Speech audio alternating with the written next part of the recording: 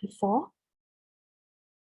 Yeah, so basically a brief introduction about myself. I was diagnosed with brainstem tumor in 2009, and I had 4 brain surgeries during the years 2009 to 2010. So during that period, it was actually my worst state. I was actually severely disabled and bedridden, and I had to totally rely on my mom, who is my main caregiver. She was actually taking care of me because I couldn't move, I couldn't walk, I couldn't eat and take care of myself. So at that point in time, I also couldn't talk after the operations. So at that time, I was only 27 years old, and I thought to myself, like, how can I continue to live my life? You see, if my condition couldn't improve. I'm actually thankful, very, very thankful that I was able to get back to almost back to my normal self. But after that so-called ordeal in my life, I decided that I actually need to do a proper financial planning, and also for myself, for my family as well, in case if anything were to happen to me. So that was actually how I embarked onto the journey to go into financial and estate planning. So I'm honored, very honored that I now have the opportunity to share my knowledge on estate planning with my friends, family, and also all of you here. Okay, so before I start, right, so just some guidelines and Zoom etiquette. So we'll be doing a recording of this talk. So you can actually help us by muting your audio, make sure it's quiet. Then if there's any questions, we are trying out this Slido platform. You can either scan the QR code or go to this website, slido.com, and enter the code BTSS talk. So even though this video will be recorded, we may have restricted access. So it's only to be shared with our members, because in case if there's any sensitive or confidential information shared during this talk.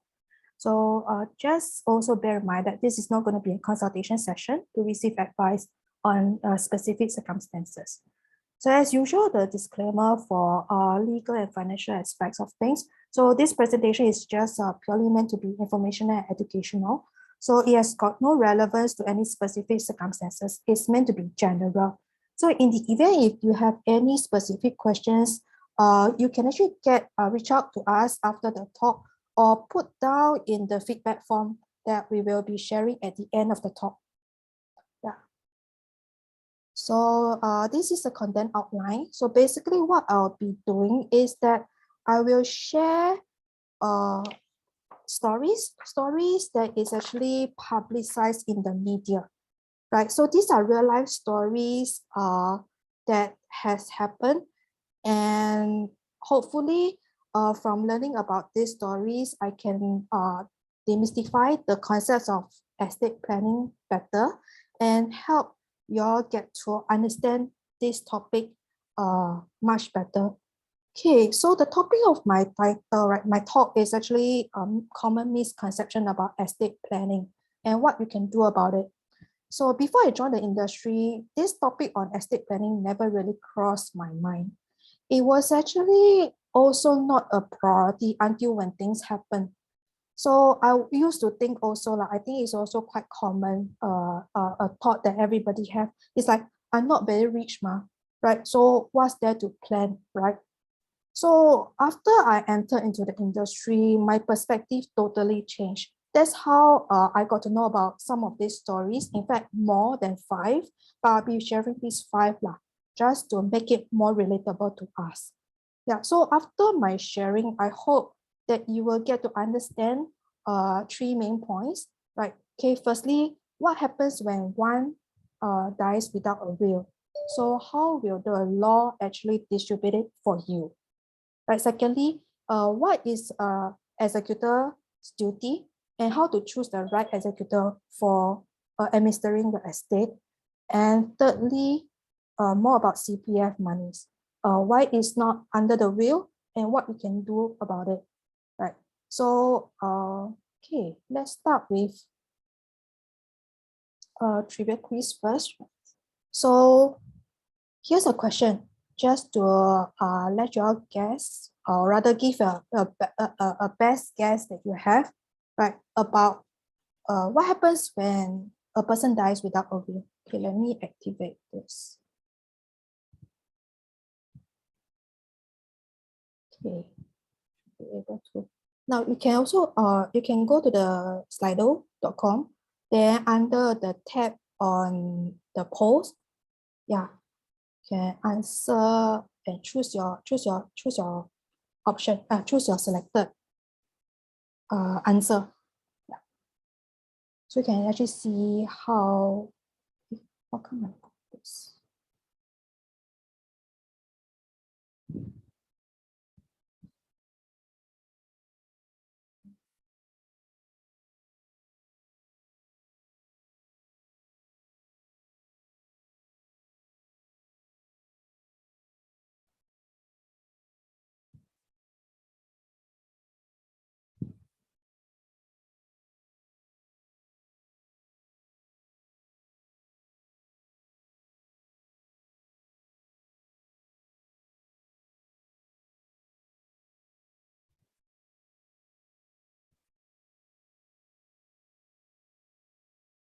Yeah.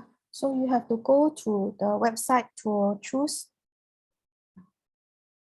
Somehow somebody is drawing on the screen. Okay.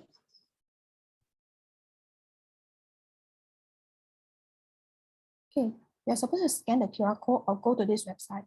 So the poll can be accessed from this website.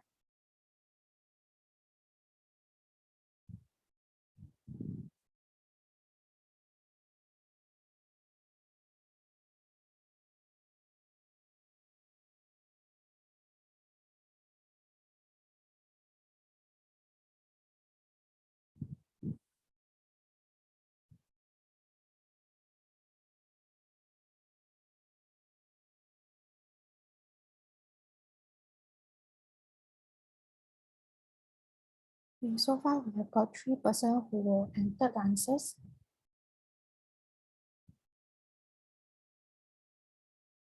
Any other guesses? Okay, it's okay. We'll just continue. Okay, so we have got 3 persons who entered spouse and children. And actually, you are quite right for the 3 persons who actually answered this. Okay, so first story that I would like to share is actually quite a sad case. I don't know whether you come across this news before. So what happens is that there is this grandmother. Okay, I won't go through all this detail. You can actually search for it, Google for the news article itself. So what happens is this. We have got this grandmother here. She ended up having to sue the granddaughters because she was going to be made homeless with the demise of her son. And okay, the basically what happens is this. She paid for the mortgage for the HDB flat, even though her son was the legal owner here of the flat. Then later on, she was made the co-owner of the flat. So during these times, the son actually divorced the wife, and the wife got the custody of his 2 children, 2 daughters. So 7 years later, for some reason, he actually the son actually requested her, the grandma, right, his mother, to sell her portion of the flat to him. But at the same time, they're still staying in this flat. So later on in 2009, he died of heart attack. So what happens is that because there was no will, the flat actually was inherited by his daughters, his 2 daughters, right? So and after inheriting the flat, his daughters actually wanted to sell it for the sales proceeds. And one of them actually offered Madam Tan, the grandmother, to stay with her. But of course, for Madam Tan, it's like, I have already imagined her situation. She has already paid for the mortgage of the flat, service for the payments over the years, and she thought that she is actually the rightful owner of the flat. So what right does the granddaughters have to sell off the flat? Right. But unfortunately, because they were not familiar with how and what the law actually treats when it comes to if the person dies without the will, so how the law actually distributed, right? Because based on the Intestacy Succession Act, right? Intestate Succession Act, the estate will be distributed according to the different tiers. So it doesn't mean that when you pay for the flat, it means that you are the owner. So unfortunately, this grandmother, she doesn't know, right? So if the son were to have written a will, then this could have been avoided. Okay, so what is the Intestate Succession Act about? Okay, so I'll go through line by line. So basically, first column over here is actually who survives after the demise of the deceased, and then who gets how much. Let's say if there is only the spouse who survived, there's no parent or issue. Issue is actually the children, right? So the spouse will get 100%. And if let's say a person dies with only children, there's no parent and spouse, the children will get 100%. If there are 3 children, it will be split equally among the 3 children. If there is a spouse and parents who survive, it will be 50% to spouse, 50% to parents.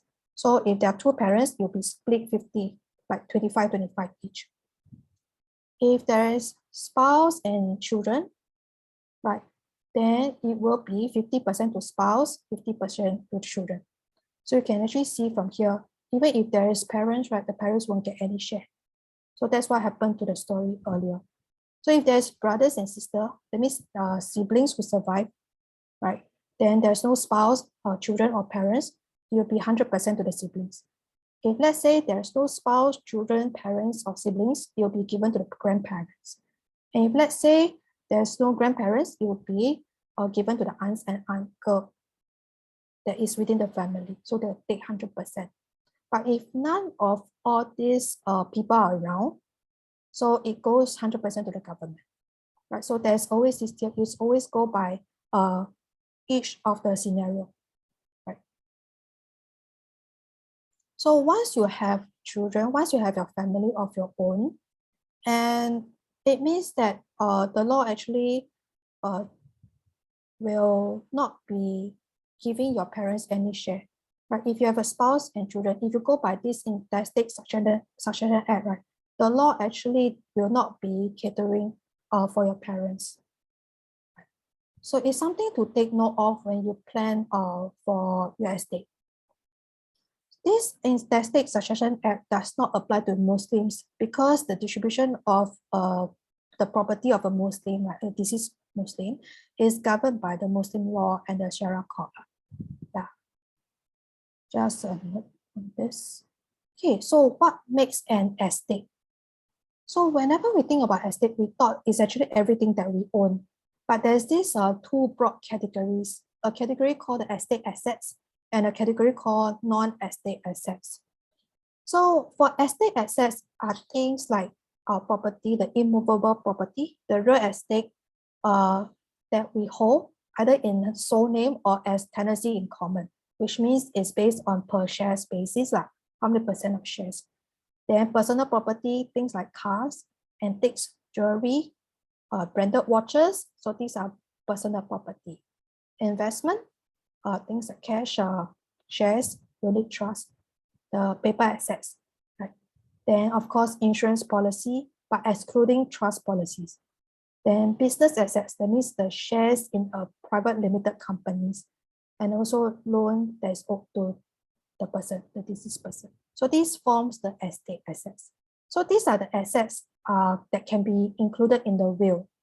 And when it comes to non-estate assets, these are the assets that cannot be included in the will. What it means is that you have to make separate plans to distribute this type of assets. So one of the example is actually the CPF money. So CPF, later on, I'll elaborate a bit more about this. Then the other thing is also things like you have as a joint tenant, or is it or maybe joint bank account, or maybe joint investments. So this will be governed under a separate law, which is based on survivorship basis. So what it means is that upon demise, right, the surviving partner or surviving owner will inherit everything, 100% of it. So that's why it demands some attention, how you want to distribute this. Okay. So just something for you guys to think about, like after you hear about the first story, can you leave it to chance? Like when it comes to providing for dependents, right, upon our demise, like do you really want to leave it to chance or leave it to the law to just distribute if you die without a will, right? So that's what the law actually does for you. So the first lesson actually I'd like to bring across is that every adult actually needs a will. So long as you are 21 years old and above of sound mental capacity, you should actually have a will written. And the purpose of the will is firstly, have your property distributed according to your wishes. Then secondly, you specify clearly who should receive the assets. And thirdly, who should carry out the terms in the will. And fourthly, if you have got minor children or vulnerable dependents or parents who need to be taken care of, you need to have somebody to take care of them, right? So if it is children, then you need a guardian. Then for parents, maybe you might need a trustee. So that's lesson one. So, okay, another thing that you might want to think about, right? So after you have written a will, the question is it safe? Can a will be challenged or contested? Then, which leads us to story number 2. Okay, in this story over here, a family actually end up in a court case for a $500,000 estate. Of course, maybe in today's context, this looked like a small sum, but that was in 2015. $500,000, 500K. It doesn't sound like a lot. It's also not very little because people actually enter into a lawsuit because of this. So what happens of this in this case over here? Madam Ching, she is actually a mother of 4 children, and she did have a will written. Her intention was to distribute the sale proceeds of her Holland Avenue 4-room HDB flat to her 4 children. And the value of this flat is estimated to be 540K. However, when she passed away in 2011, 2 of her children actually predeceased her. They died in 2010. Right. So what happens is her remaining 2 children, also the executors of her estate, sold the flat, right? Then split the monies between the 2 of them. Then in 2013, the children of the predeceased siblings, which is her children who passed away before her, they realized that actually by right, they should get the share of the parents who passed away. But it should actually escalate down. But instead, they didn't receive anything. So they actually sued the 2, that means the uncle, which is the executor of the family of her estate. And then even though at the end of the day, they won the case, they did not manage to get their respective share of 122K each because apparently the defendants say they have spent it, no more money left. So the thing that we can take away from here is that even with a will, right, the executors may not carry out the intention set up in the will. For what reason, we don't know. It could be lack of knowledge or it can be other reasons. So going through this litigation proceeding actually end up, right, is you result in a family discord. And it can be emotionally draining. Moreover, this litigation actually amounts to a cost of 47K. It's almost 10% of what the sale proceeds is, right? So this, in such a situation over here, actually, they could have avoided this with an appointment of a professional executor. If let's say the executor is not very well-versed with the, how it should be distributed, right? So something to really learn about this from this story over here is that the roles of an executor and a trustee, right, they have very important roles. For the executor, his main duties is actually to gather all the assets. And then first, he has to pay off whatever debts and liabilities that the deceased have. pay off the funeral and testamentary expenses, and what is left remaining, he has to distribute it according to the intentions of the deceased. Then for trustee, if let's say there's a trust put in place, he has to hold on to the assets, but it's only for a temporary period of time or until the time when the beneficiaries is able to take over. Yeah. So this case over here is actually one of the so-called the results from the litigation, whereby the court actually specified, the executor is actually has this duty, and it's actually a fiduciary duty to call in all the assets that is in the estate, and then settle all these expenses. And failing to do so, right, is actually he can be sued. Yeah. So later on, you actually see some of the articles that explains in detail what the responsibilities of the executor actually is. So a lot of people may not think of this in such depth. It's actually, it can be a thankless job. Basically, the executor has a lot of things to do upon a person's demise. And it actually takes out a lot of time and sometimes money as well, cost. And at the end of the day, he can be subjected to legal liabilities if he did not perform his job well. So although we may think, we want to help out, maybe you can help with lightening the load of our friends, family, for example. But we have to be aware of the responsibilities and roles. And it's actually, there's legal implications as well. So sometimes even lawyers will think twice to take up the role. It's very natural for most people to put their surviving spouse as the executor. There's nothing wrong with that, but just make sure that the person is able to perform the role well. Sometimes you may also have to think in the person's shoes, like the spouse shoes or the family's member's shoes. After our demise, right, our family may actually go through a period of grief. So whether they are able to perform the roles as well is also something to think about. So here are some key points. So, okay, one thing is actually the executor owes a statutory duty under this act. Yeah.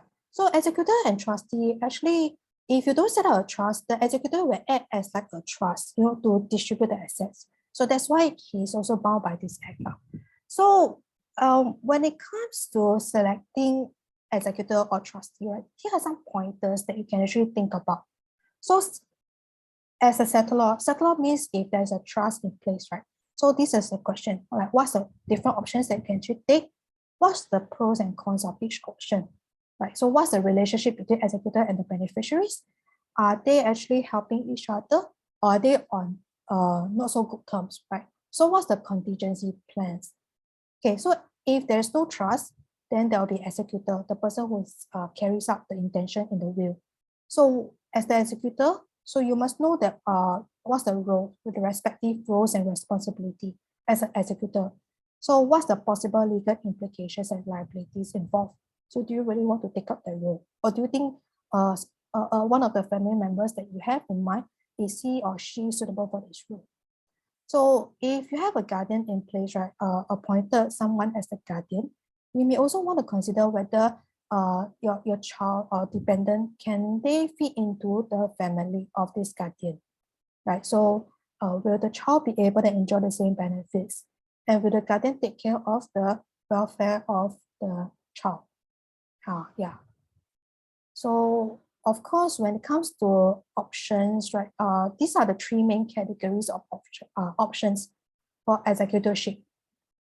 Then some of the concerns that you may want to think about is really these 9 points over here: accountability, convenience, sustainability, cost, knowledge. Then next is on the speed, experience, fairness, commitment. These 9 points. So across these 9 points, we have this table that compares amongst a single executor, or whether there's a joint executorship, or versus a corporate. Right. So I put a star to these few points because these tend to be overlooked. Right. So firstly, on sustainability. So when we appoint an individual executor, one good practice is to always have a joint executorship, but always have some backup in mind. So let's say in the event one of the joint executor predeceased, right? So what is going to happen, right? So if all fail, maybe you may want to consider a corporate executor instead, right? Because as individual, as human beings, we are bound by there's this possibility of being mentally incapacitated. There may be a situation whereby health conditions arise that we may not be able to perform. So this is the disadvantage of having a single or joint executorship. So you may want to consider the sustainability as well. Then in terms of knowledge, how well the executor actually knows what he's supposed to do, right? Of course, this can be mitigated by having a checklist for him to follow. Then, of course, then the next thing, the third thing is the speed. So sometimes, if the executor is not very experienced, because most of us, it's going to be the first or second time that we are doing or performing the role of an executor. So it won't be as smooth as somebody who has done it many, many times. But sometimes it takes time for us to figure out things. And the longer the time is spent, right, before you actually start to distribute the estate, so you have to consider whether the dependents can wait that long, right? So in the worst case, it's probably quite an extreme case whereby the executor sit on it for 13 years. Can you imagine if the beneficiaries really need the money, can they really afford to wait for 13 years or even like more than 1 year? Yeah, so that's speed, something to think about, timeliness, and also in terms of commitment. So when we have got individual executors, bearing in mind that they may also have their family to take care of, they have their own full-time job as well, right?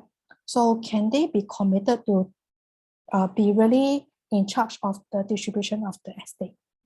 It's also something to think about. So after talking about the different options, right? So what happens if, let's say, there's dispute, right, with the executor, or you think that the executor is not doing his job well? There's always a way. There's this article that actually lists down. So what happens if, let's say, there's a dispute? So of course, when there's a dispute, you go into a court case. Of course, before that, you probably go through mediation first. But having said that, the moment there's dispute, it's only a matter of time that the family will fall apart. Then, of course, when you go into court case, then there will be wastage of financial resources as well. Then the third thing is that the beneficiaries will not be able to receive the funds in time.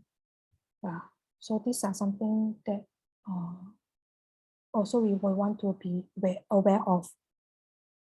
So lesson 2 over here is really you want to choose your executor or trustee wisely.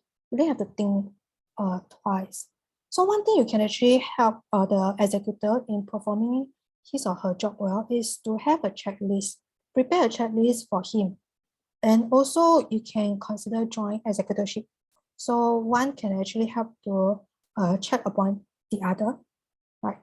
So if you choose an individual trustee, you also want to consider the person's integrity, his age, right, health conditions, and also whether the person has the beneficiary's welfare at heart.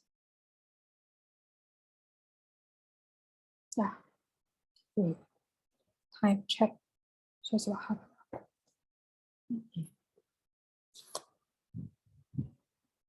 Let me take a pause here.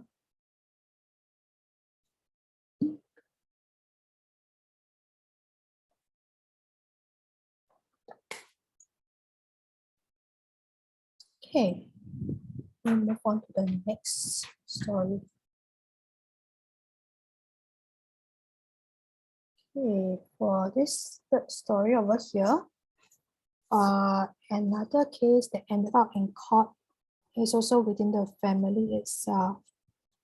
So what happens is in this case over here, there is this old couple.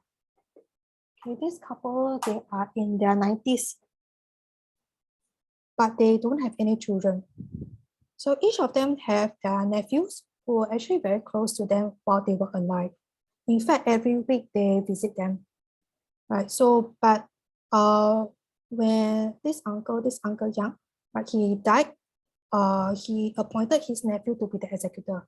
Because naturally, right, since they don't have any children, and the closest family that he has is the nephew, so he puts the nephew as the executor. So what happens is he has about $500,000 left in his estate, and he intended to give 300,000 for the wife, who actually survived right after his death. Right. So, and the remaining 200K was meant to be for the nephew, because he's an executor, right? So he thought maybe give him a bit of money as well. So, but instead of following the instructions, his nephew decided to be greedy, and he decided to transfer all the monies from their joint bank accounts into his own bank account. He probably thought that no one will find out, because since the Uncle Yang's wife, right, Aunt Sun, she's also not very financially savvy. And bearing in mind, they're both in their 90s already, right? So they may not be very alert as well.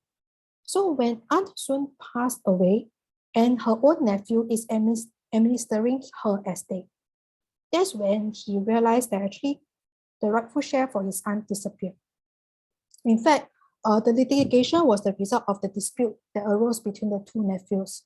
So this aunt's nephew say he did not take care of her when she was alive, right? And the money that is meant for her is not, used to take care of her. So the question is a few things is when it comes to joint accounts, right? There's always this loophole, right? The question is always, is the money mine, right? Issues with joint accounts is that because there's no very specific so-called ownership by the joint account holders, whichever owner of the joint account has the access to this account, they can actually do anything to it, right? There's no so-called protection or measures put in place. So when Uncle Yang has this joint bank account with the nephew, and when he passed away, of course, the nephew can just take out the money, right? There's no protection in place. So there is other joint bank account stories, in fact, has been discussed in some of the websites as well. So to alleviate such problems, there are a few ways, right? So instead of having a joint account, you can actually list to say that, okay, this specific bank account is meant to be for what purpose, but you don't have to have joint ownership, right? So you want to put your intentions very clearly. You can either also set up a will trust for this purpose as well. So of course, the other option is always have a professional to take care of this, so you don't have this problem.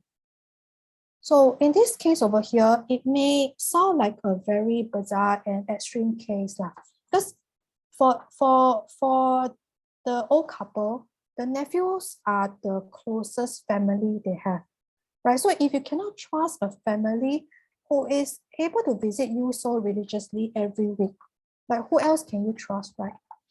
So that's something to ponder upon. The fact is, no one will actually knows what's going to happen after we die, right? So really something to consider is there any vulnerable dependents that you want to make sure that they are well taken care of even upon our demise? Is there anything that we can do to take precaution to avoid such things from happening? Yeah, there is also, talking about this kind of case, right? There's also another sensational case that is about the Changi airport worker who actually died during the accident in his job. So he has got quite a big family, a few children, and the wife is not working. And because of his situation, because of the sympathy, there's this outpour of sympathy by the public. everybody donated, they gave some donation to the family. So in total, they collected close to $1 million. But within a year, the $1 million was gone. What happens is that the widow did not know how to manage the money. She's not financially savvy, and her own family, her own brother, seeing that now she's like rich, right, got money already, right, and he wanted to set up business, so he went to borrow money from the sister. The sister, not knowing any better, thought, it's my brother, ma, should be safe. So end up the money spent, the money lent did not come back. So basically within 1 year, it's back to square one, no more money, right? So in such stories, you can actually see that sometimes we may not think that far when it comes to planning, and especially for some of us whom we thought we buy insurance and that's it, $1 million, $2 million, and enough, and that's enough, right? So the thing is whether our beneficiaries, our dependents, do they know how to make use of the money? That's also something to consider. So your executor is a very important person when it comes to dealing with such things as well. Okay, next story. Another unfortunate case over here. There's this family of 4, right? So they went for a Christmas holiday. It was actually on 25th of December that year. But unfortunately, they met with a car accident. And during the car accident, both parents died. Then the elder son also died. So leaving behind only the younger son, who was at that point in time 3 years old only. So the son actually became orphaned overnight. And the sudden news came as a shock to the relatives. So nobody was sure like who will be there to take care of the younger son, the younger boy, right? So because there was no guardian put in place, and the maternal grandparents was actually helping up, right, during that period of time to take care of this young boy. Then, but also bearing in mind, the grandparents could be of a certain age already. Sometimes, if there is no plans put in place, the grandparents may or may not be the best person, right, to be the guardian. So, and also in this situation over here, the HDB flat that they have, right, also nobody knows what's going to do with the flat.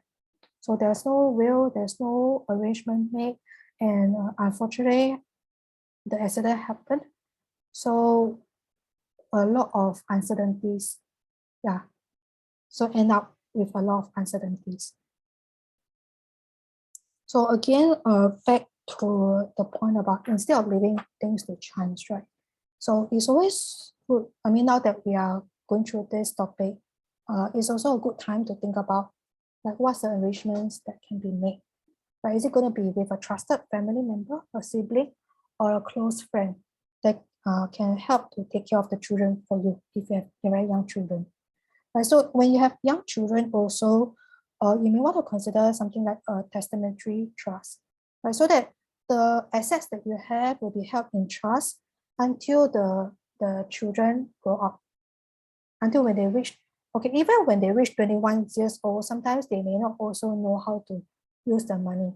They may also squander away. Maybe they go and buy, branded cars or branded bags, all these things. So you may actually have to think about how to set the instruction in place, maybe up to, maybe when the child reached 25 years old and upon getting a job, and he has worked for maybe 2-3 years, then he will be eligible to take ownership of the money. Something like that could be put in place, right? So for that purpose, right, a will is not sufficient because the will don't have that kind of protection, right? So when appointing a trustee or executor for the estate distribution, you also have to consider the responsibilities and the age of the beneficiaries as well as the executor. So when it comes to guardianship, there are typically 4 types of guardianship. If you think about guardianship, the guardian's duty is someone who acts as a caregiver to the child or children and ensure that they're properly housed, taken care of, educated, and brought up. So essentially, the guardian becomes a substitute parent to the child and will be involved in decisions that includes the school that the child goes to, the money, how much money they get, how much money they can spend from the pocket money, how much allowance, and the kind of lifestyle that they will have. So of course, we have the main guardian, which is usually the mother or father. Then naturally we think of the surviving parent as the natural guardian. And what we can actually think about is, instead of just having a natural guardian, like in this case over here, like what we can learn is you can have another joint guardian put in place or specified in a will, right? So that in the event, if the surviving parent also for some reason pass away, at least there's a joint guardian, right? And this becomes like, in that situation, he becomes a sole guardian for the child. But of course, the surviving parent, before anything happens, he can always put in place a substitute guardian. So the joint guardian and the substitute guardian, they can actually jointly help to take care of the child. So these are the 4 different ways that you can put in place to take care of the child or children. So something to think about again, like let's say for the guardian that has been appointed, can he or she say, for some reason, I don't want to be the guardian anymore? So there's this case over here. This is a separate case. It's not so much of the parents no longer around, but for some reason they cannot take care of the child. So the aunt is actually appointed to be the guardian for the child. So the aunt actually wanted to abdicate her duties because she cited health reasons.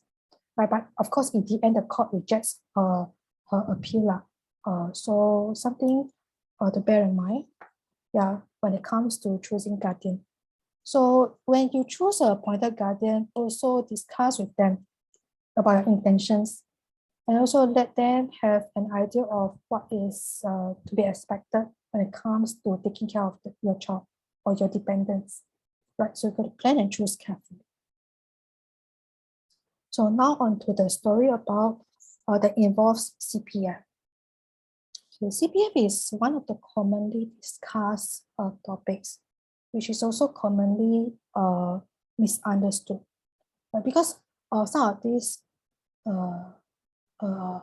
so-called stories that has been put up in the media. Right, so what happens is that this case over here, it was brought up to attention because the grandchildren, they had issues, they encountered problems with claiming the money from their grandmother's CPF. Even though it was not a huge sum, it's about 6,000 to 7,000, and they thought they could actually use the money for the funeral expenses. But after waiting for like more than a year, they decided to give up. Reason being, okay, this situation is quite tricky because when for them, right, unfortunately, they are not the biological children, right? So and during the claim process, CPF board needed them to produce documents to prove their relationship.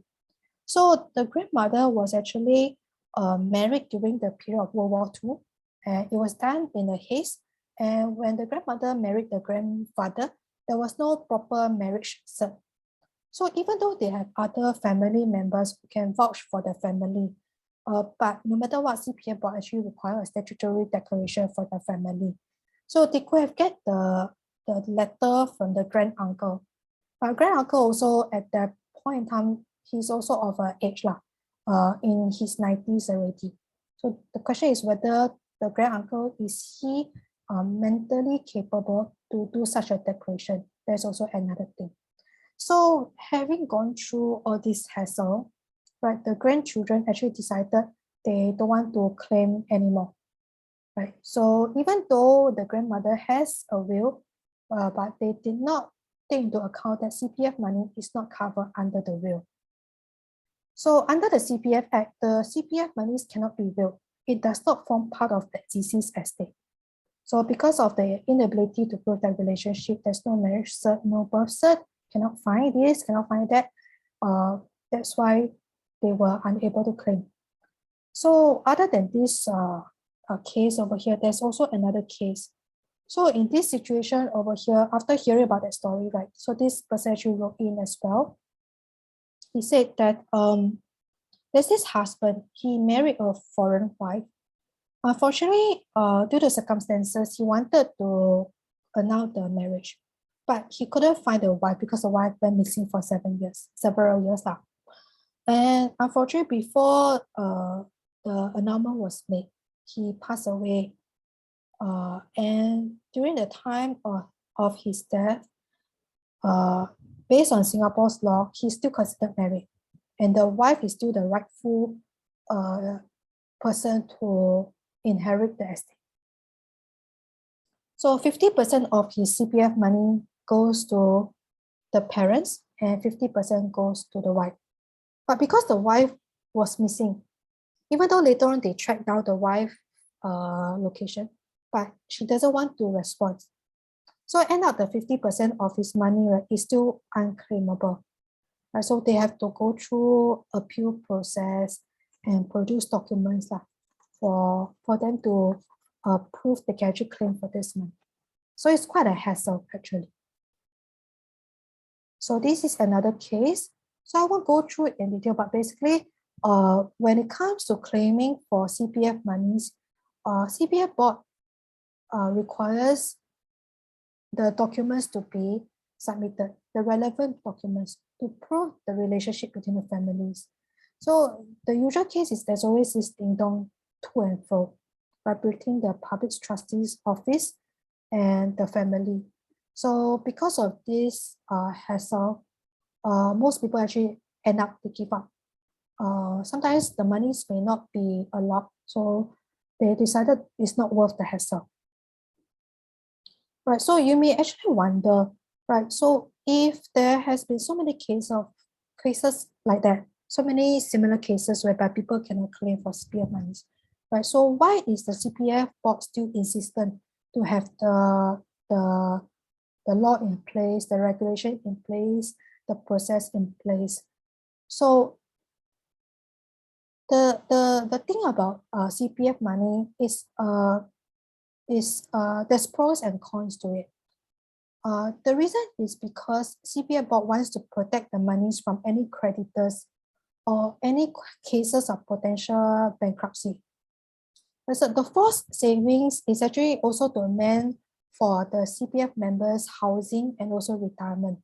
So that's why the act is put in place, the law is put in place to protect the CPF member such that if there's any creditors, right, the CPF money cannot be touched on. So it can be safe in that aspect.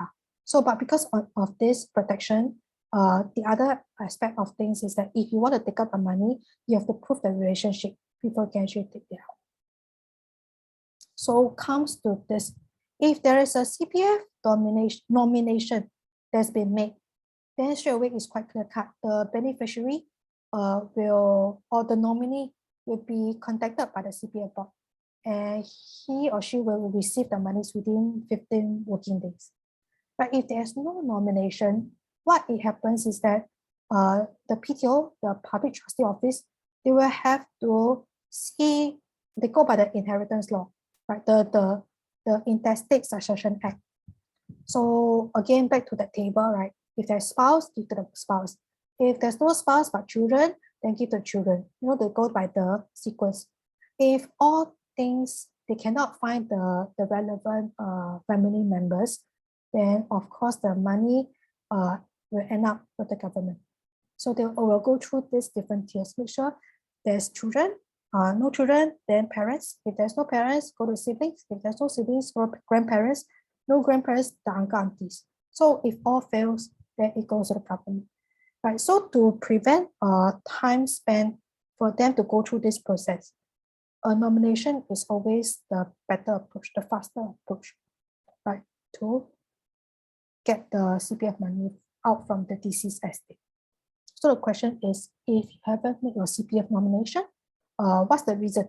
Right, some of us may not be sure or familiar, or we may not know that CPF is actually not able to include in the will, or we thought we already made but haven't made, or we thought yeah, we don't know how to do it, so we just procrastinate, right? So maybe sometimes circumstances have changed, so for whatever reasons lah. Yeah, so anyway, the lesson that we want to put across here today is really, if you haven't made a CPF nomination, do it ASAP, as soon as possible. Nowadays, it is made more convenient. You can actually make the nomination online, right? Or you can still do it in person if you want to. So you can actually go to the CPF board website to follow the instructions.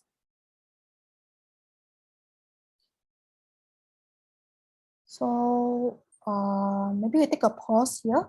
You can go to Slido and help me with some feedback. What's the key takeaways you have after learning about all these stories? Yeah, so at least I can also take a breather while I wait for the audience understanding of what we've covered so far.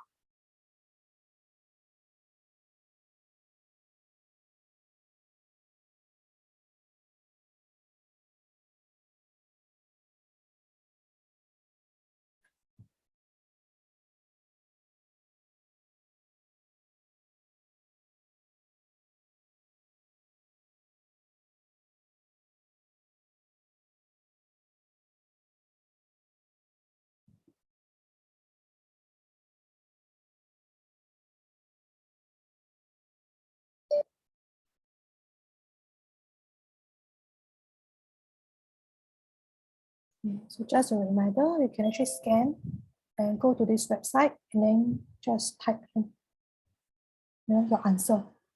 What are the key takeaways you have after learning from these stories?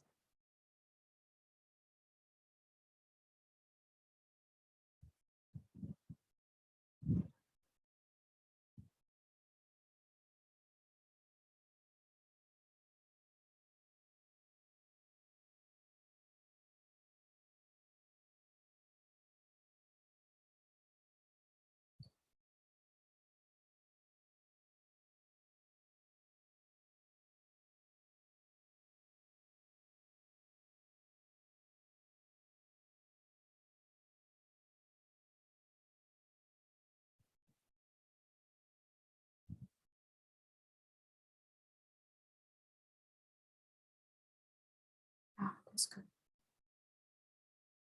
So far, 2% have responded.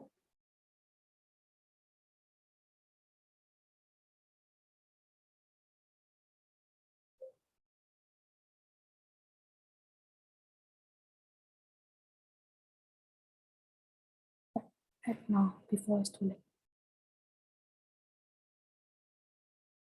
Okay, so I'll just continue. So, okay, the lesson summary. So 3 points that I just want to emphasize. Firstly, know what an intestate succession act is, and understand how the law actually distribute the estate according to the act. That's the first key takeaway. Secondly, know the importance and the need to choose the right guardian, the right executor, trustee. And thirdly, really know that CPF money doesn't come under the estate, so it cannot be willed. So you got to make your nomination separately. Okay, so here's a graphical overview of the elements when it comes to estate planning. Right, so you start off with yourself over here. Of course, most of us will think about the beneficiaries, the assets that we want to give away, and then how many percentage, or maybe by asset class, right? Some of us may also consider about the guardianship. So just now I mentioned about 4 different types, right? Then on the right side is actually what most people won't think about it until when they actually have to do it, right? So when you choose the executor and trustee, who to choose, and how do you distribute it? Sometimes to the beneficiaries, like I mentioned, if the dependents are too young, they may not be able to inherit millions of dollars. You may want to think about delayed distribution or conditional distribution. Upon certain circumstances is met, then the person will get the money, right? So how do you actually distribute? Then, of course, the last thing is like how and where will you keep this will? Then when it comes to will writing, it addresses the situation after death. But there's also another condition that we have to think about, is what happens if we become mentally incapacitated. Right? So who will take care of us in terms of the personal welfare as well as the property and affairs matters, which is the monetary aspects. Okay, before I go to a conclusion, right, here's a bonus story. So a story about the joint accounts. So this is in Chinese. I will summarize in English. So what happens is this. This lady, she passed away, leaving more than $1 million in her estate. So she has got the family has 7 siblings. There are 7 siblings, and she's the 5th sibling. So she has got elder sister and a younger sister. So for her, she appointed her younger sister as the executor. And then even though she did her will, she went ahead and set up a lot of joint accounts, thinking that that could be the easier way to distribute her assets. So she went to set up joint account with the brother, with the elder sister, and her intention actually was to leave part of the money for their 99 years old mother, as well as a 62 years old brother, who is actually quite big. So the thing is, when she was single, because she don't have any children, so when she purchased the condo with the brother, she also put the brother as the nominee beneficiary under her CPF nomination. And when she was diagnosed with the breast cancer, she decided to add the brother into her bank account as the joint account owner. But unfortunately, within 10 days, right? Okay, she passed away on the 30th of December. And on the 22nd of December, the remaining siblings, they come together, they call for a family meeting. For some reason, the elder sister actually suggested for all of them to gather the asset and put them into one joint bank account, which is the third brother's bank account. So they transferred, they thought that it's easier to manage that way. Right? So when they transferred everything over and they did not inform the bank, they thought, okay, bank will freeze the asset. So they didn't inform the bank. But unfortunately, on the next day, after the transfers were made, right, the brother took out all the money from the joint bank account and he became rich overnight, right? He transferred all the money into his own bank account and refused to return the money. So the executor, the youngest sis, end up, she's stuck. She cannot distribute the estate according to the sister's will. So end up, she got to sue the brother. And in the litigation, she demands the brother to return the money and also the flat as well, the condo. Yeah. So end up, right, what we learned from this family meeting is that even though it sounded like a very harmonious family, right? They call for a meeting, they discuss what is to be done for the estate. But due to some reasons, it could be lack of knowledge, it could be ignorance, it could be greed, it turned out to be a tragedy for all the siblings. But we won't know what happened. Yeah. So it's something that we want to bear in mind when it comes to joint bank accounts. Yeah. Because joint bank accounts, like I mentioned earlier, is actually based on a survivorship basis, not so much of there's no shares or distribution or proportion involved, right?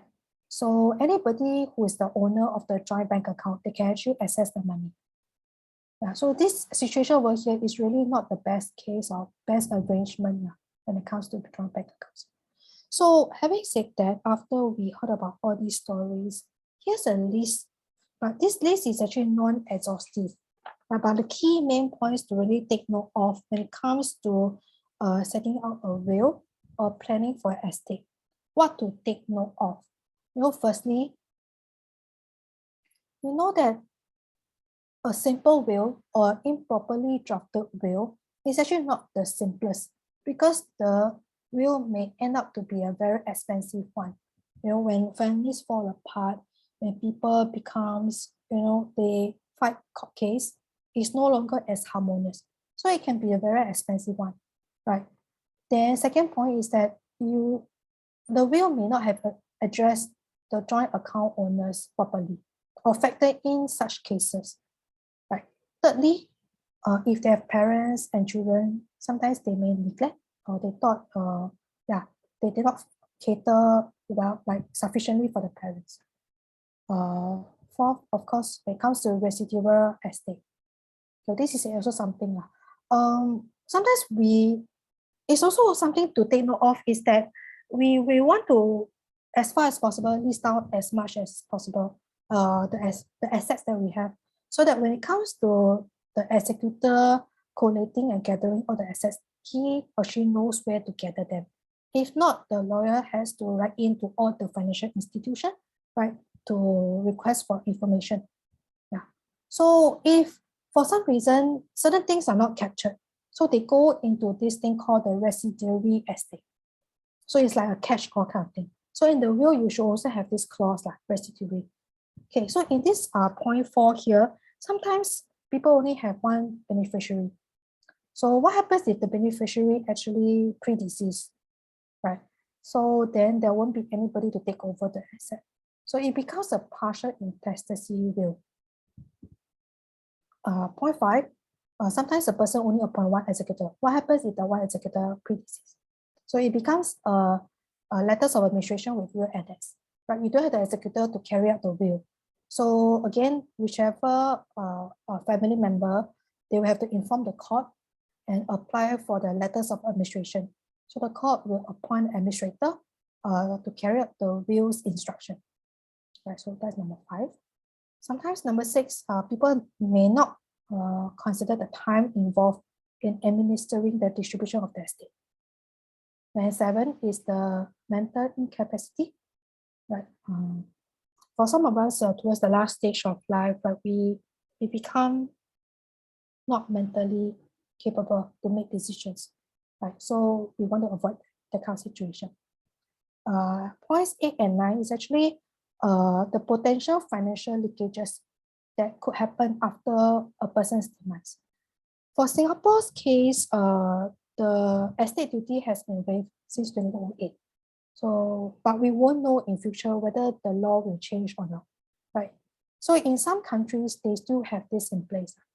Then also, of course, there's also the debts and liabilities, right? Like for example, if we have got property that we're still paying mortgage for, so even after our demise, the property still have to be paid off, right? So sometimes we can actually consider some, we call a debt cancellation trust.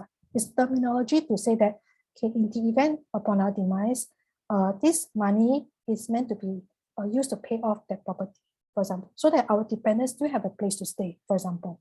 Right. Okay, I've covered quite a bit. Right, so what's the time? Okay, more than an hour. Yeah, quite a bit about the different aspect when it comes to estate plan, particularly only on will writing. But however, there's a lot more actually to be covered when it comes to estate planning matters. So on the left side, you can see the special case scenarios. So these are scenarios whereby the will may not be able to take care of it. So you may want to set up something different or something additional on top of the will. And on the right side of things is also topics that are quite in-depth. It demands a separate session and discussion to go into detail. Like for example, if you want to set a lasting power of attorney, LPA, what are the options available?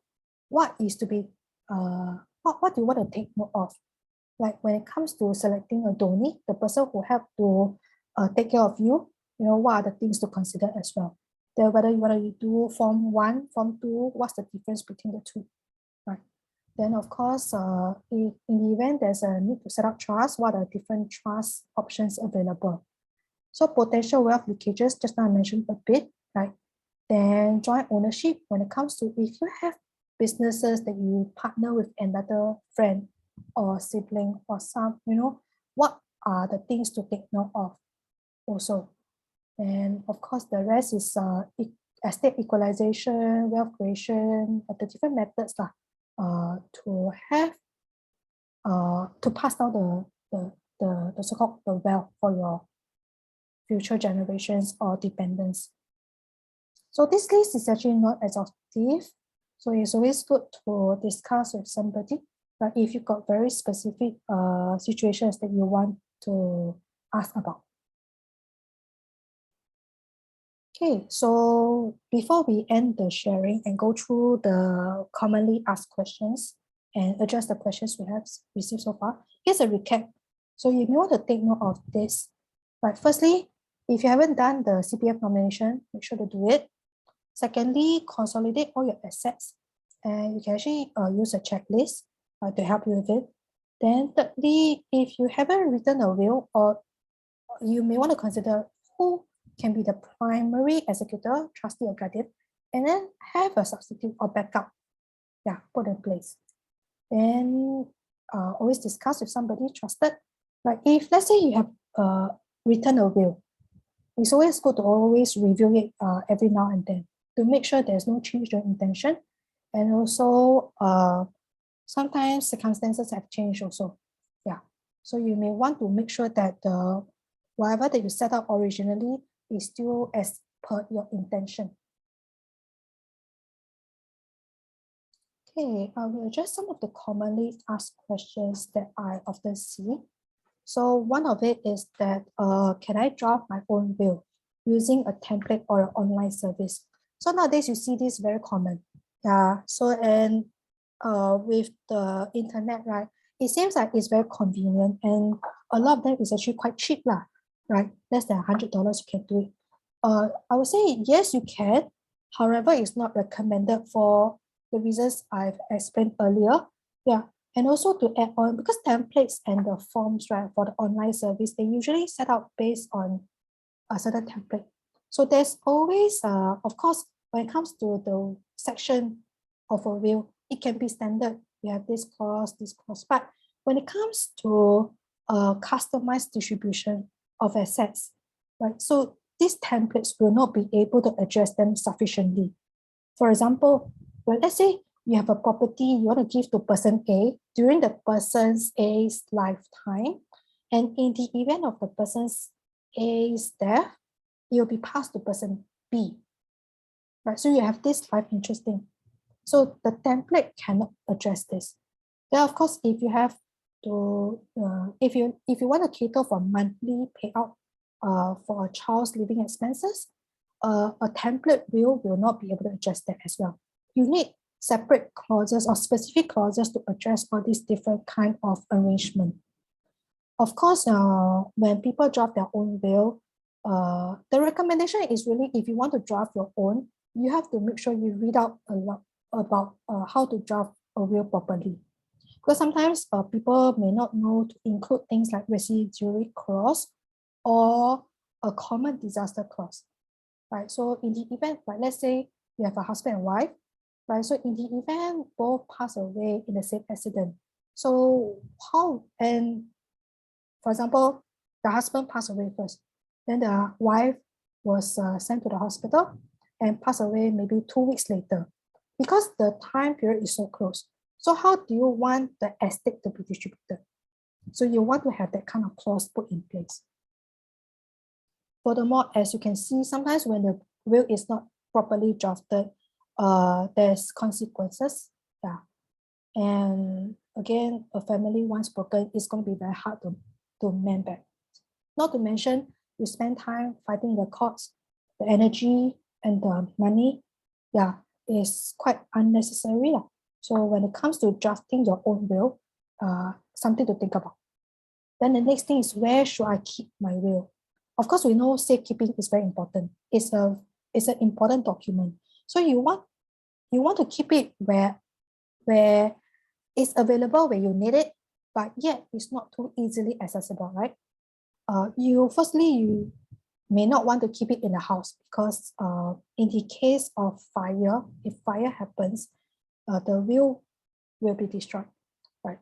And you shouldn't keep it in a safe deposit box housed in a bank, because the bank will ask for the grant probate before allowing your family to access, right? But the executor will need the will inside the box to be able to apply for the grant of probate. So you end up with a chicken and egg situation. You may have to do appeals when the situation comes. So you want to avoid that kind of situation. Then, of course, one viable option is to have a professional will custody service, right? They store your will in a secure facility and let the executor know, right, that your will is actually stored in this place. So executor will know where to retrieve it. Third question, what if I have overseas assets? So what's going to happen to them? So again, overseas assets, right? If you can let the executor know, it actually saves a lot of trouble, right? The best thing is that you list it down in the will or really make provisions for it.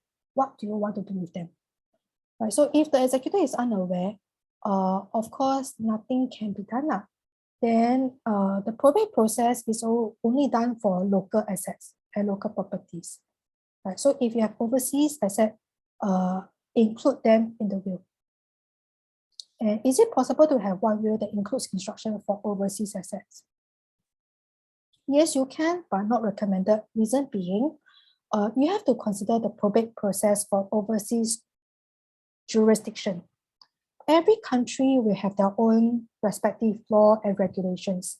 And these law and regulations can be changed from time to time.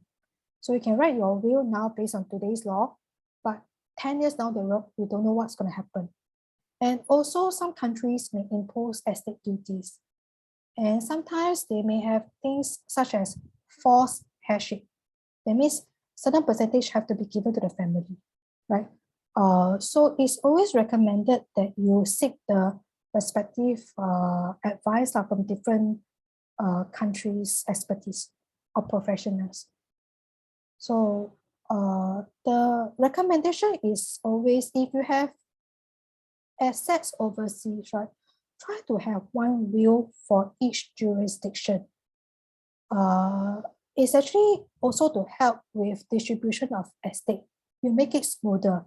So one country's probate process will not affect the others as well. So consider also if the beneficiaries actually could be disadvantaged if, let's say, they would have received the gifts late. Right. So here are 5 questions to consider. But when it comes to having, should you have a separate will for overseas asset? So first question is really, what's the formalities of the will in the country? So in the country, what is required in the will? Every country is different, right? Second question, in that country, who can act as an executor in the will? Do they accept professional executors, for example? Can they accept people in Singapore, like executors based in Singapore? You know, all these things, different regulations, different countries, they have different regulations. Thirdly, are there any duties, estate duties or taxes imposed on the deceased estate? And fourth, what's the process of transferring the foreign assets to a Singaporean beneficiary? That means you want to bring back the sales proceeds, for example. Right? Can they allow you to do so? So some properties, you may not be able to do so. Right? So last question is really, are there any forced heirship obligations to be met? So that's the 5 questions to think about when it comes to overseas assets. Then 5th question, quite a common one. Can my HDB flat be included in my will? Yes, you can. However, do note that the ownership of the HDB flat is subjected to the HDB Act. It's still subjected to the HDB Act. So let's say if the beneficiary already owns an existing flat, HDB flat or condo, he may not be able to inherit the flat as the owner. But what he can do is he can choose either to keep the existing flat and sell off the inherited flat for the sales proceed, or he can choose to sell off his existing flat and move into the inherited flat. but it's an either or situation. He cannot own both. Then also if the inherited flat goes to a minor, which is a children younger than 21 years old, the children cannot own the HDB flat as well. Then also it depends on the ownership of the inherited flat. So is it under sole ownership, or is it under joint tenancy, or is it under tenancy in common? So if it is joint tenancy, the surviving owner will inherit the flat. But if it is tenancy in common, then it goes by the percentage of ownership. So let's say if you got 50-50, husband and wife, right? Then the husband side will take 50%.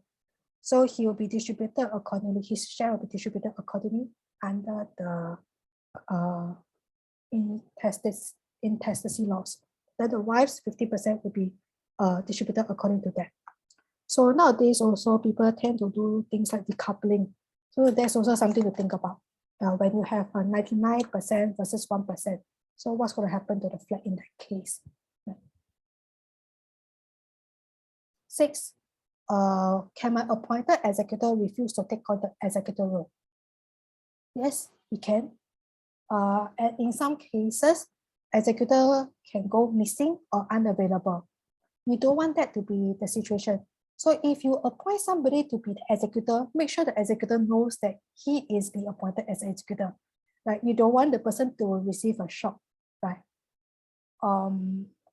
And if there is no executor, then just like I mentioned, if the executor, the only one executor predeceased, the deceased, right? The court will have to appoint somebody to help to distribute the estate according to the will.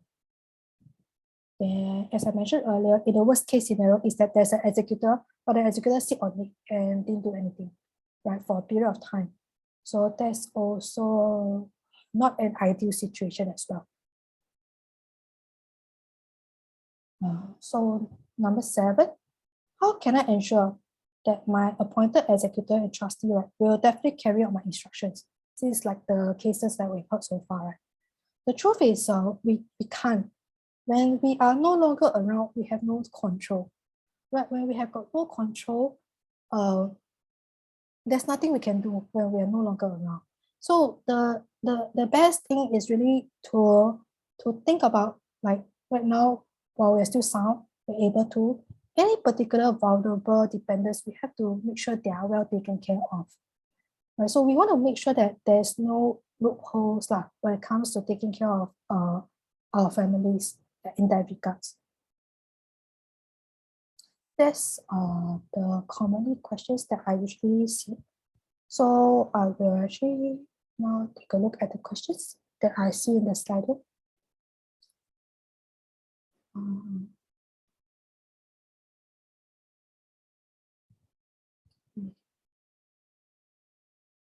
So meanwhile, if you got further questions, you can still put it in there.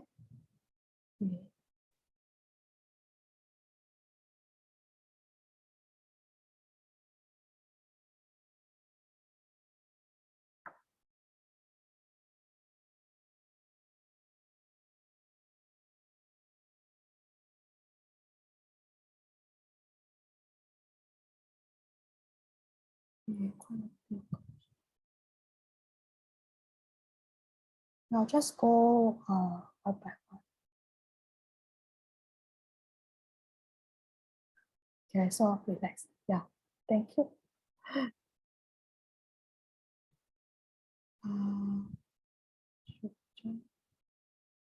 I like this first.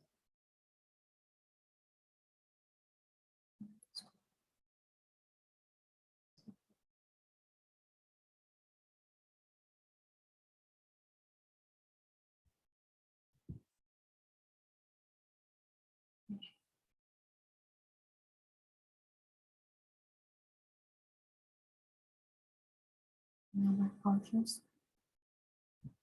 I wanted to choose a particular option. It's okay. Let's go one and relax now. So, okay, thank you. The real life story is Okay. So what if a husband is non-Muslim while his wife is Muslim? So which law will apply? So okay, so this is a bit not so straightforward because of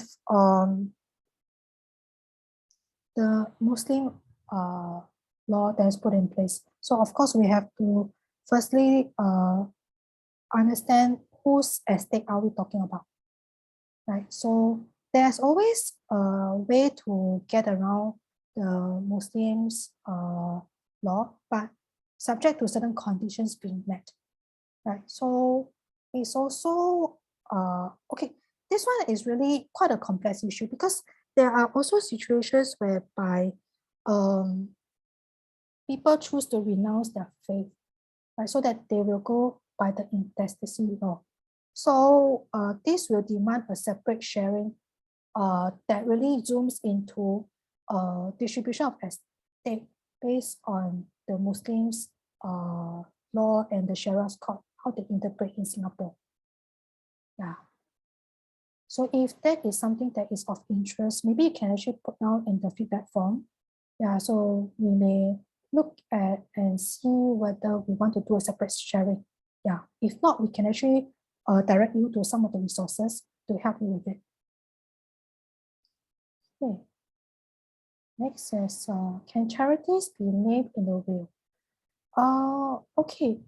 One thing is you don't want to just only have a will. If let's say you want to donate to charities, a recommendation is to have it set up as a trust because you will want the monies to be spent according to certain instructions. Because when it comes to a will, there's no protection when you just set it up in a will. When it's set up in a trust, the monies that's put in the trust is protected from creditor. Okay, it depends on how you set it up, whether it's a revocable or irrevocable trust. So that one is also a separate detail, a separate topic when it comes to setting up charitable trust. You have to put in place certain it cannot be just like, okay, I put in my will to say that my estate will be given to charities. Then how much, what percentage, and who's going to manage? Then all these things are questions that you want to think about. So definitely a will not be sufficient just for that. Yeah. Hopefully that answers the questions. If there's a need for a separate sharing, that one we can actually put in the feedback form as well. So what if a primary and the backup both die together? Yeah, so if you do a properly set up one, right, there's always 3 layers that we think about. 3 layers. One is, like you say, the primary, and then the backup, which is a substitute. Then if all fails, right, you always have to have the third tier, which is usually a corporate that cannot fail, because the company, usually estate planning companies, right, they are bound by the law to fulfill the obligations. That means when it's handled by a corporate executor, it's more sustainable than a human, right? The company will take the role of this executorship. So you always have the last tier as the corporate to address such situations. The primary and the backup both die together. And usually for a standard template will, they will not address this one. So you will have a need to customize the clause to address this kind of situation. Yeah. Then the next question, how to find a professional executor? There are estate planning companies who perform such services. Yeah, so if you need the contact details, also let us know in the feedback form. We will let you know. We will actually reach out to you and let you know how to contact them. Okay, so I came in like, how about bonds, funds, stocks? How will these all distribute? Okay, this one, you will have to give very specific instruction because bonds, funds, they come under the category of paper assets. they still form under your estate assets, which means they can be willed. But the thing is, how would it be inherited by your beneficiaries? For example, they may not do the investment themselves, right? So are they going to sell off everything and then just take the proceeds, right? So, or are they going to just take over and manage it themselves? And right now, I also haven't addressed things like digital assets. That really is a separate field because it's something quite new. So when we talk about the traditional paper assets, there are few ways you can go about doing it. If let's say you still want to maintain the assets upon your demise, you want somebody to manage it. So you can have this thing called the investment trust, like somebody you appoint to help you manage. And then their beneficiaries will just receive maybe the payout. That's one way to arrange. Then you can also consider the other way is really, okay, if the beneficiary inherited all your paper assets, they can just sell them off. But when they sell them off, it will not take into account the market conditions, right? So it could be at a loss, you see. So depending on the situation, you will want to address the different scenarios adequately. But yes, you can put them in the will. Then after you put it in the will, you may want to set it up in a separate trust, or you have another arrangement made just to address all this, how to treat them. Then, okay, next question. Like you say, if whole family pass away, then all the assets will go to government because all beneficiaries are dead. Okay, so when we talk about whole family, like I mentioned, there's always the different tiers. So first is the spouse, then the children, then the parents, and then the grandparents, then your siblings, and then the aunts and uncle, right? So if really the whole family, even the nucleus family, the paternal side, maternal side, everybody pass away together, then yes, the asset will end up with the government. If they cannot find the family who is connected to you, so that usually is a very last resort, and is hardly the case unless really the family members are either missing, uncontactable, or really or for some reason all died. Yeah.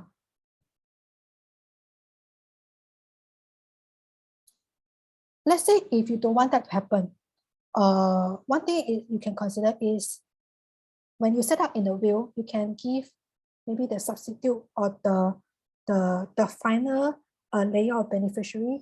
Let's say if the whole family died, maybe you want to give the best friend, or maybe you want to give the charity, then you have to state so in the will.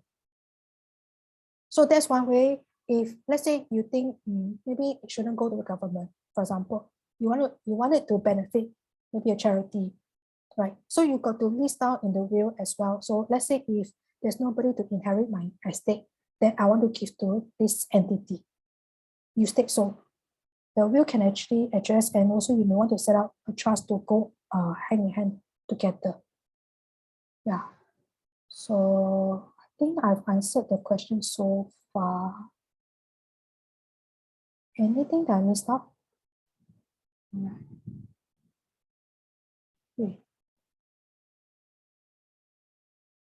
Okay, we've gone past 5 p.m. Sorry about the overrun.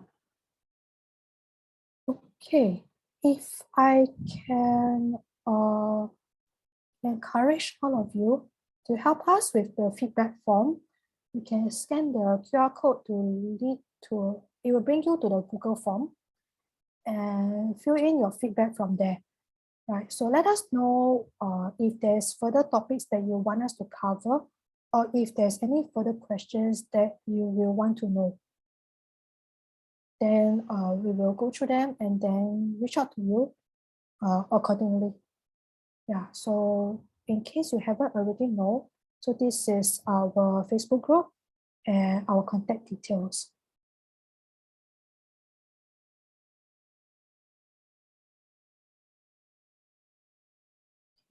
That's all I have. Over to you right now. So maybe we can do a closing for us.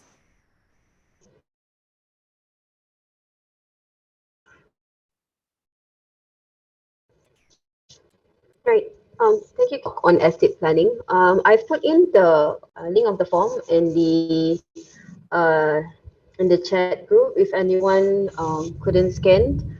If you have any more question, you can also either send to Cammie or you can PM me and I will forward to her. Or you can put it on the forms too. Okay. Thank you so much for attending the talk. I hope everyone finds it useful.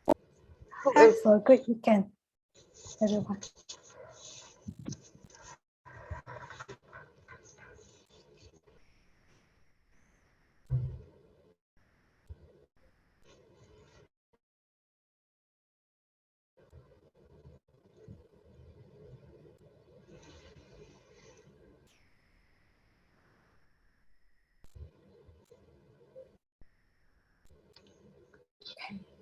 um I already there's actually some member that Patricia, you remember, she wanted to join but I think she cannot enter the link. Oh, how Yeah, come? so I think may need to record lah. I don't know. Oh, you start It's not recording already. recording.